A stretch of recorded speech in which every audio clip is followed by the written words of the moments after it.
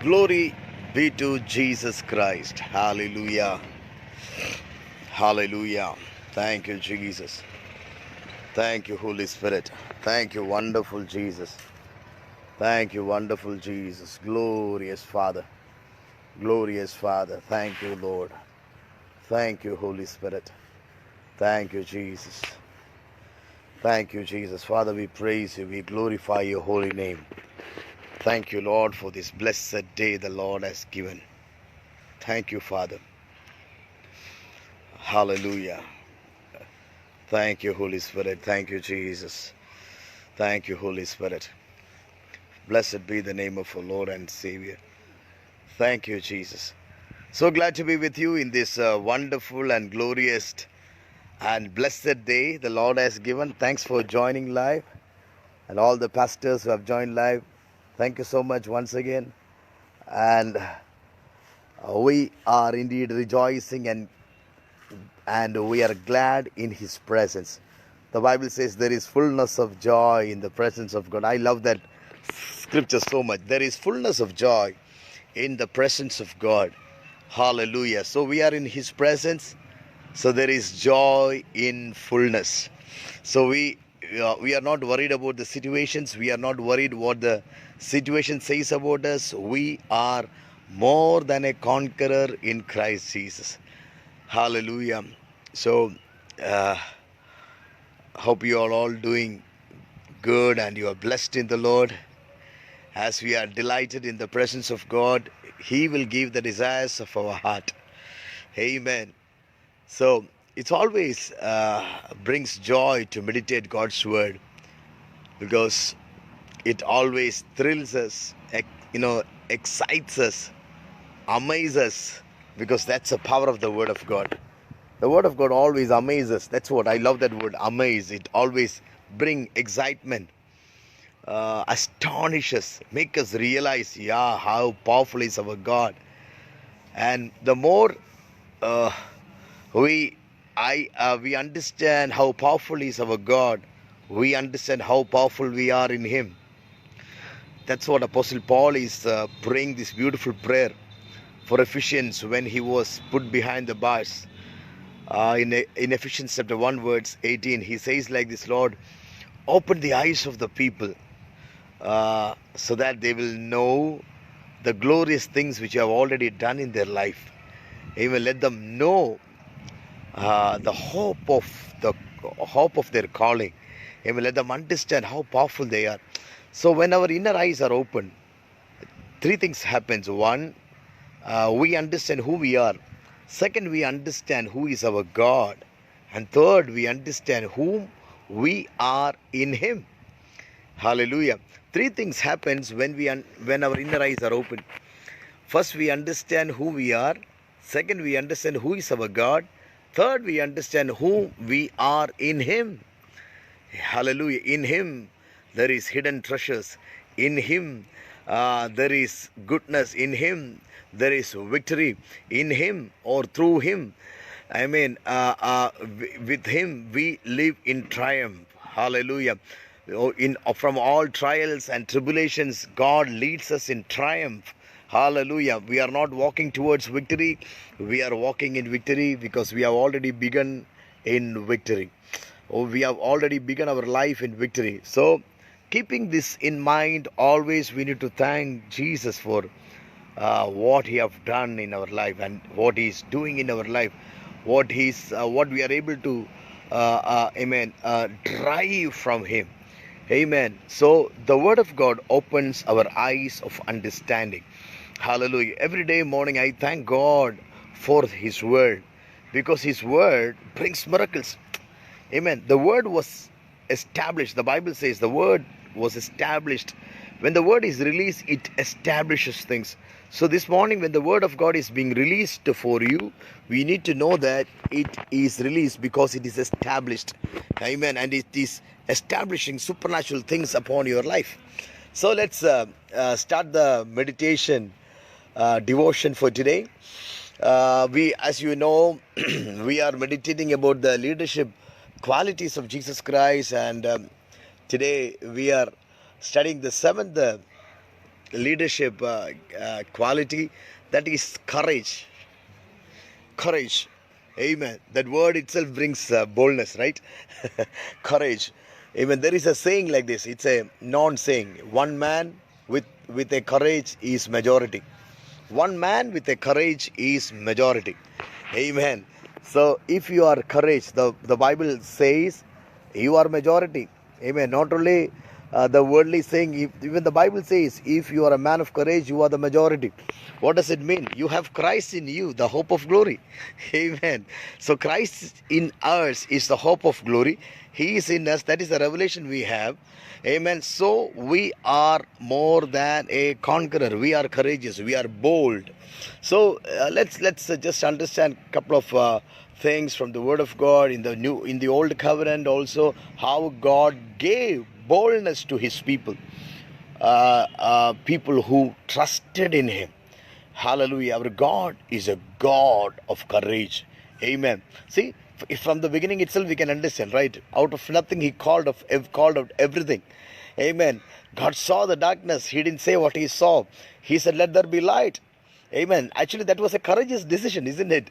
God saw the darkness. He was not disappointed by the darkness. He said, let there be light. I am powerful enough to bring the truth over reality. So this morning, I want to tell you, we need to understand that instinct is upon you. Amen. This is what the Holy Spirit told me. There are two different type of instinct or tendency. Frog has an instinct. When it see a serpent, it defends, right? It always defend itself because it is always afraid of the snake. But eagle has an instinct. It will not defend, it will offense the snake. So two different living beings, or one is frog and one is eagle. Amen. But it has different instinct. Amen. They are born of that instinct. So we need to know that we are born of God. When we are born of God, we overcome the world. We don't only have an instinct of defense, we have an instinct of offense. Hallelujah. So what does it mean? Offense means not going and fighting. Be bold enough to stand in on your word, unchanging capacity. It's not about wavering because of unbelief. The Bible says if you are double-stranded, if you are wavering, you are like waves that is tossed in the waters. That's what the Bible says in James chapter 1 verse 5 and 6. It says, if you're a double-standard man, if you're a double-minded person, you are like waves that is tossed in the sea. Don't think that you will get anything. God is expecting us to be courageous. Courage. This morning, a grace, I'll call it as a gift of boldness and courage is going to take over your life. Amen. The courage of Jesus Christ. A couple of words it says, scriptures it says about the courage of Jesus Christ. When Jesus was 12-year-old, Jesus courageously stood up for what was right. Amen. And the Bible says what happened when Jesus was in the temple, sitting in the midst of the teachers. It is recorded in Luke chapter 2 verse 41. It says, those teachers who were well versed not only in Mosaic covenant, but also in the man-made traditions that undermined it. But Jesus was not intimidated into keeping quiet. He was asking them questions boldly. Surely he was not asking a typical question like a curious boy. We can imagine how Jesus would have asked. Jesus was asking thought-provoking questions. Actually, that was stripping them down, isn't it? That made those learned religious scholars or the teachers to sit up and take notice of what Jesus was speaking. And if at all they questioned him back, they know they couldn't answer him because they were amazed of the wisdom that Jesus carried. They were amazed of the confidence in which Jesus was speaking when even though he was 12-year-old. I wanted to tell you, my precious brothers, such a grace God want to shower upon your life. God want to impart upon your life. At the age of 12, he could stand before the people who were filled with the Mosaic covenant and they had their own traditions. Such scholars, Jesus was able to stand boldly and declare about his insight about God. And the Bible says they were amazed, they were astonished. This morning, as you humble before God, as you wait for the presence of God, as you wait for God to shower his blessing, I wanted to tell you, such a supernatural grace and anointing is going to take over your life. Oh, hallelujah. You are going to be filled with the supernatural grace. Even when he started his ministry, during his ministry, what happened? Jesus showed courage in various ways. He boldly exposed the religious leaders for misleading the people. And not only that, they because they were doing false teaching, Jesus was opposing them. He stood firm against the world's contaminating influence, and he continued to preach despite pressure from the oppressors. It is recorded in John chapter 5 verse 15. The people were oppressing, the people were talking bad, but he was not worried about that. He was opposing it with the power of the Holy Spirit that was in him. Even the Bible says twice he fearlessly cleansed the temple, driving out those who were defiling the worship center. It is recorded in Matthew chapter 21 verse 12 and 13, and even in John chapter 2 verse 14, verse 17, it says Jesus purposefully went inside with a courage. He cleansed the uncleanness that was happening in the temple, and he said, you cannot make it as a den of thieves. This church, the temple, has to be called as the house of prayer. See the boldness. Amen. This morning, I believe such a grace and anointing is going to come upon our life. Amen. Such a supernatural anointing is going to take over our life. Amen. Even once it happened, King Herod was angry with what Jesus was doing. He was very much unhappy. He was angry. He was saying, no, you cannot do preaching like this. You cannot go and heal the people like this. Do you know the Bible says in Luke chapter 13 verse 32, the Bible says, Jesus replied, he says, go and tell that fox, I will keep on driving out demons and healing people today, not only today, even tomorrow. I don't know about whether you will live tomorrow. Jesus says, but I will preach tomorrow also, even on the third day, till I will reach my goal. What does it mean? Till you reach your goal, no devil from the hell can touch you. Wow. I want to emphasize that, till I reach my goal, till I reach my goal, how much ever problem the devil is bringing, how much ever turmoils the devil is bringing, how much ever argument the devil is bringing, how much ever devil try to intrude into a situation on your way, how much ever the devil tries to bring hurdles on your way, bring hindrance on your path. I want to tell you, till the time comes, till you reach your goal, till the day the Lord has destined for you in this world to preach about the power of God, to stand, declare, and say boldly, my God is alive and God is with me. I want to tell you, no devil can deviate your focus. No devil can touch you. No devil can bring any harm in your life. So this morning, God wants to pluck out every fear, drop of fear, every trace of fear that is tormenting your life, every fear of failure, fear of anxiety, fear of future, disappointment, discouragements, everything. Amen. God is uprooting it now, plucking it away in the mighty power of Jesus Christ. Come on, receive that grace, receive that anointing. Hallelujah. You are not a loser, you are victorious in Christ Jesus. If Jesus could boldly say that no devil can, amen, stand against the fulfillment of my goal, if my passion and vision, no devil in the hell, no powers on the earth, under the heavens will be able to deviate your focus. Hallelujah. Let every fear go in Jesus' name. I pray that such a grace and anointing, the boldness of Jesus, the confidence of Jesus will be imparted upon your life.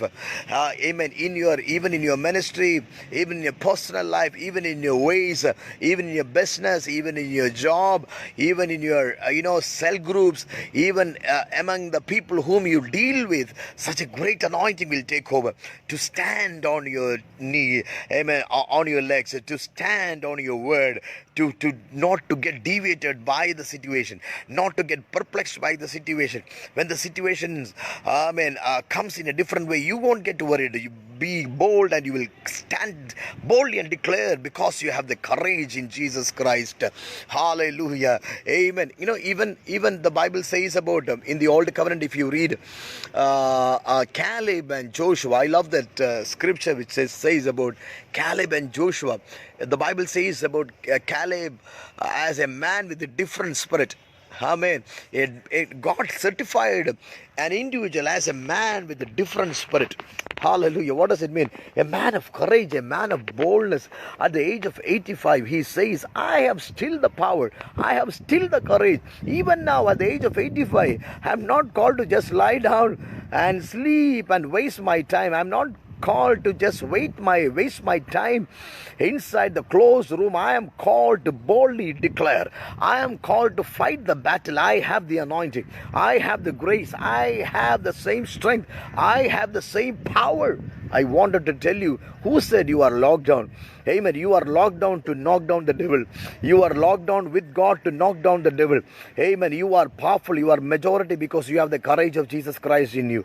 Amen. If Caleb could say that, hey, no, I am powerful, I am victorious, even at the age of 85, my body, physical body says you are weak, but my inner man is strong. I am powerful. What does it mean? Amen. He reversed his age.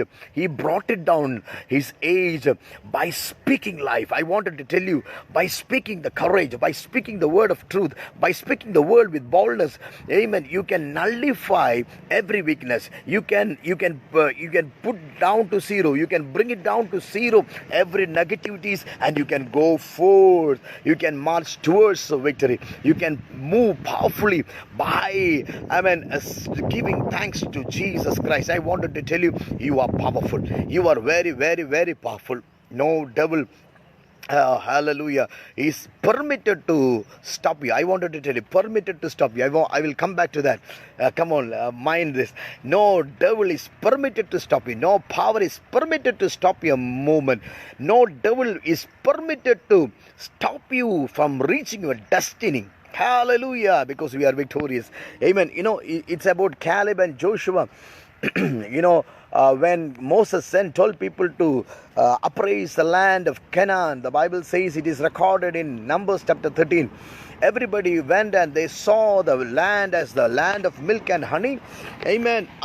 The Bible says they saw the beauty of the land, and they came back and they gave this fruit to Moses and said, everything is right, but we cannot conquer the land. But the reason is, we have seen the descendants of Anak there. See, do you know how many Anak were there?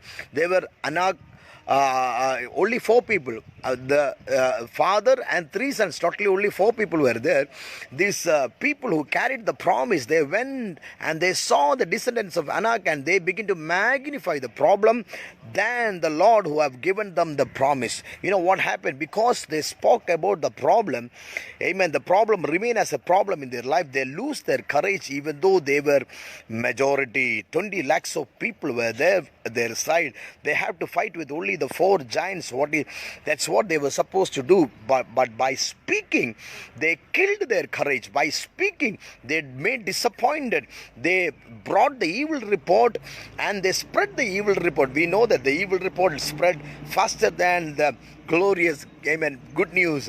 So don't speak bad news. Don't speak bad news. Don't give ear to that. Don't allow the bad or the evil report to enter your ear. That can disturb your boldness. You need to speak life. You need to speak courage, because in Christ you are more than a conqueror. You have to confess your identity to regain the power. You need to confess your identity because you have the DNA of Jesus Christ. You are courageous. You are powerful. You are victorious. Hallelujah. Amen. Amen. Because you are not from the world, you are born of the word. You are born of the word. Amen. So the Bible says like this. But immediately Joshua and Caleb stilled the people and said, hey, come on, how dare you can say that? If God is with me, we can conquer that. We will take over the land. We can kill those people. Those people are the trespassers, but we are inhabitants of that place. We are supposed to stay there. It is the land given to us, not for Anak and his people. It is given for us. And the Bible says they were able to do it. Amen. That's why God, amen, accounted that as righteousness. And God said, hey, come on, Caleb is not an ordinary man. He is a man with a different spirit. Oh, hallelujah. A man with boldness. A man with anointing. See, again, we know about David. It is recorded in, it says about, right, yeah. It says about David. David, when he stood before Goliath, it is recorded in 1 Samuel. It says he stood before Goliath and he was challenging the Goliath. You know why? Because the Goliath was defiling the Lord of the army, amen, of the armies of Israel. He was not focusing on an individual. He was standing against God. You know, David took that as a courage. How dare you can stand and defile the armies of the Lord, because this army belongs to God. How can you, defile our God? Amen. That made him to stand. I wanted to tell you, amen. We need to take up that boldness. We need to take up that courage this morning. We need to understand. I don't know to whom I'm speaking this morning. You are the temple of God. Whatever standing against you is standing against God. What is standing against your body is standing against God. Amen. It can be sickness, it can be depression, it can be emotional instability, it can be mental agonies. I want to tell you, whatever that tries to disappoint and distress and bring, pain in your body is standing actually against God. You need to take courage. You need to have the boldness, as David stood before Goliath and said, hey, come on, I don't need sword or the spear to kill you, because you stood before the Lord of the host. Because you stood before the Lord of the host, I need only one stone to kill you. Hallelujah. Did you understand the spiritual secret behind it? Amen. Hallelujah. Amen. Because the Lord is with you, you are majority. Even if the whole world come with sword and spear, amen, you need only one stone to defeat, because you have God at your side. You have only one, you have God at your side. David understood that. David said, I am going to be the next king. How dare you can stand against me? How can you defile against God? Amen. You cannot do that. Amen. Our God is a God. He is Jehovah Nissi. He is my victory banner. He is with me. Amen. I need only one stone to, defeat you. You would have come with the thousands of soldiers, but I need only one stone to defeat you, because I have the boldness. I have the courage. I want to tell you, amen, when the devil becomes furious and comes like that, don't worry about it. Take amen. Amen. The Bible says, amen, David was, amen, having that boldness and courage, amen, to stand before Goliath. Amen. So you don't worry about the situation. If in the old covenant he could do that, how powerful we are in the new covenant. We are victorious, more than conqueror in Christ Jesus. Again, when we study the life of Elijah. In First Kings chapter 8 verse 15, it says, as Elijah says, as the Lord of hosts lives, before whom I stand, I will surely show myself to him today. He was telling about King Ahab. King Ahab said, I'm going to kill you. Amen. I'm going to destroy you because you are the one who is, really bringing problem upon this land. But this Elijah, the Bible says, who was hid inside the caves. Amen. He went and he said, I'm going to show up before the king. The reason is, I love this scripture. The Bible says, as the Lord of hosts lives, before whom I stand. I don't stand before the king. I stand before the King of Kings. That's what he says.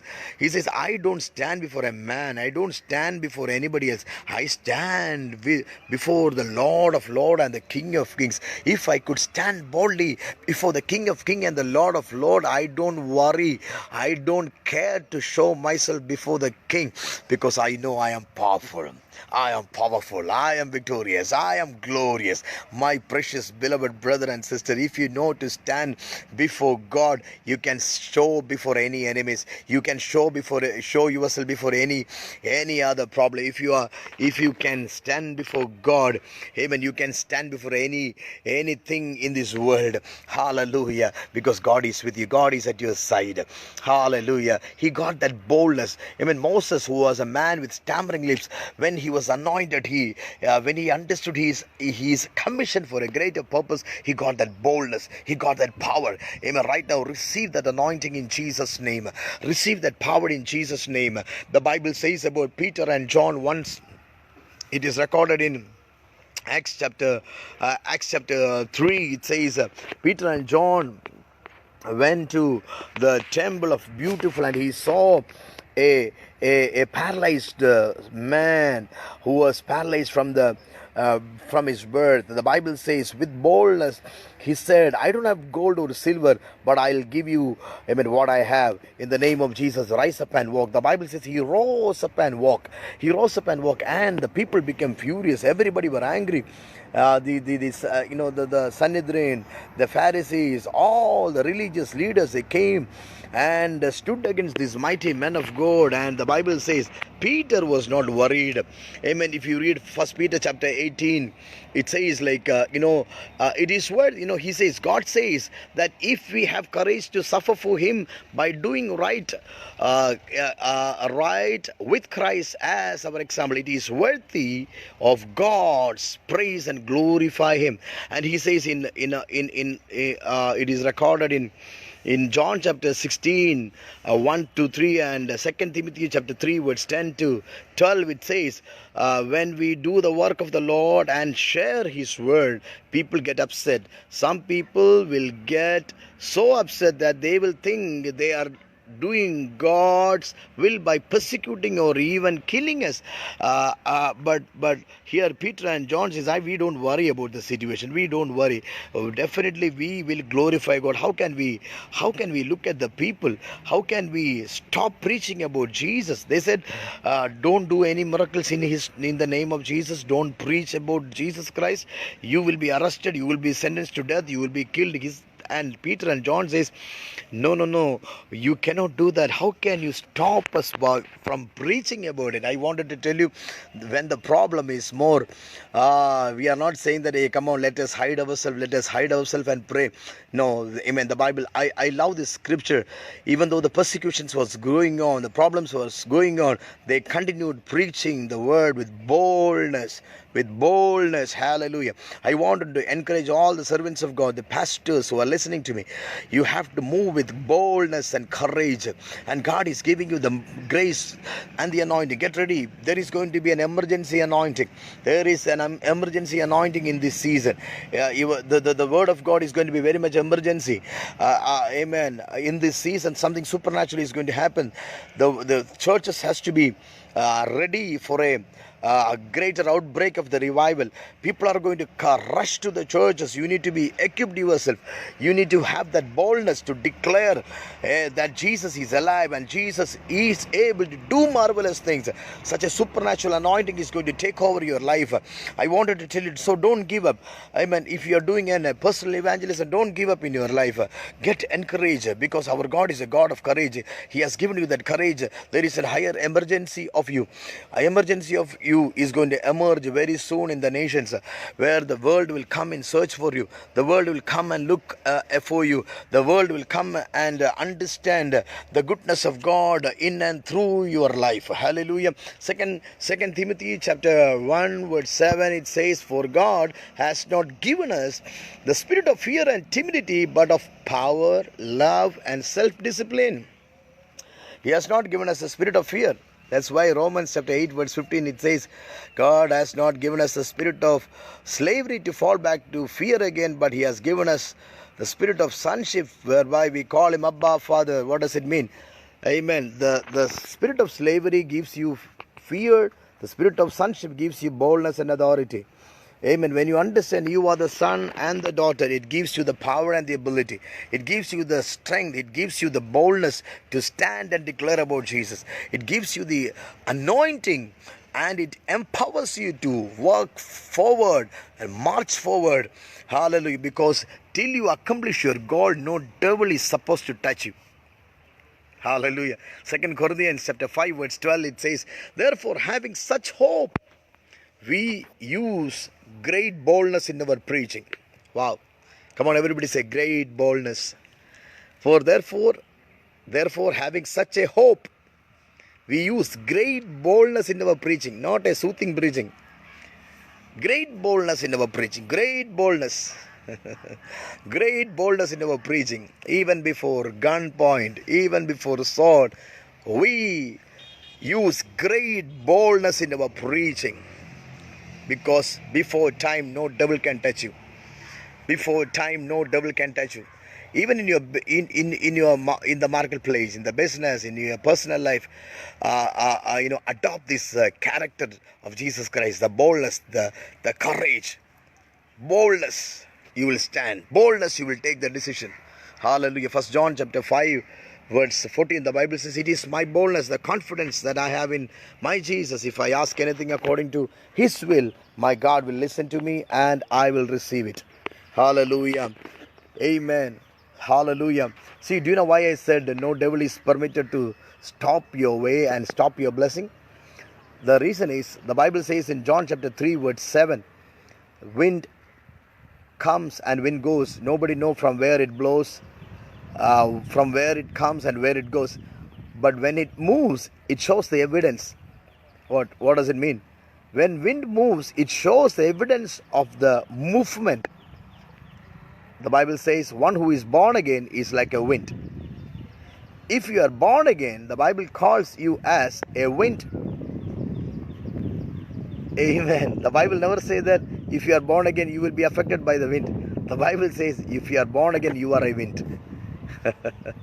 If the government declared today there will be a wind or a tufan or a stormy wind, a whirlwind or a tornado, everybody will keep their house locked and stay at home, like now we are locked inside. But the Bible says God has declared you as the wind. What does it mean? Everything that is stopping you, everything that is coming against your way has to take leave, because you are powerful and victorious in Christ Jesus. You are more than conqueror in Christ Jesus. You have the instinct, that instinct to defense, not only to defense but to offend. Amen. You are a wind. Amen. When the wind moves, nothing is permitted to stop its movement, because it will pull down huge buildings. It will uproot the trees that is ahead of the movement of the wind. I want to tell you, the Bible says the one who is born again is like a wind. So God has given you such a grace and boldness, amen, amen, to move forward with confidence. move forward with boldness that you are powerful and victorious in Christ Jesus. Hallelujah. So don't give up in your life. You are more than a conqueror in Christ Jesus. You are powerful. No devil can pull you down at any cost in your life. You will move forward, and you will move as a wind and pull down every stronghold and strong man that is standing on your way, because you are victorious, you are marvelous, you are precious, you are bold enough to stand before the throne of God. If you can stand before the throne of God with confidence, you can stand before any man in this world. God bless you. Have a blessed day ahead. Let's come back again tomorrow with another, amen, leadership quality of Jesus Christ. Till then, God bless you. Have a blessed day.